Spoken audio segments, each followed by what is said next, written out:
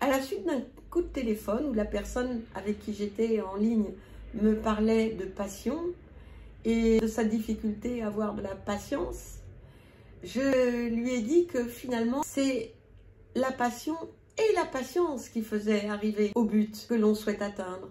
Il faut beaucoup de patience. Si vous avez la patience seule, ça ne marchera pas. La patience, ça vous aide à construire quelque chose de serein. Et c'est très dur, je sais, mais c'est nécessaire. Il faut prendre le temps. Et d'ailleurs, je vais vous raconter une petite histoire. Mon ex-mari vivait en Inde et tous les matins, il allait dans un petit café du coin prendre son café.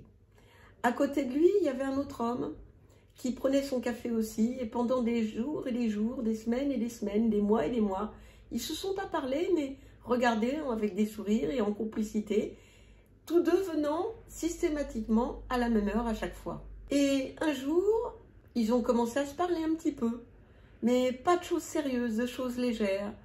Et ces choses légères ont permis aux deux de se connecter sur quelque chose de très sympathique, de très chaleureux, de très complice. C'est pas le discours qui fait la complicité, c'est l'écoute.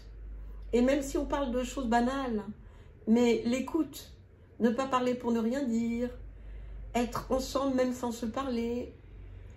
Bref, une grande amitié, sans trop de paroles, est venue entre ces deux hommes. Et mon ex-mari me disait, tu sais, c'était génial cette relation.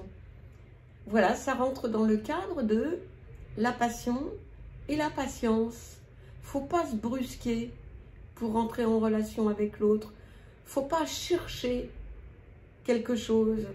Moins on cherche, moins on brusque, et plus ça devient fort.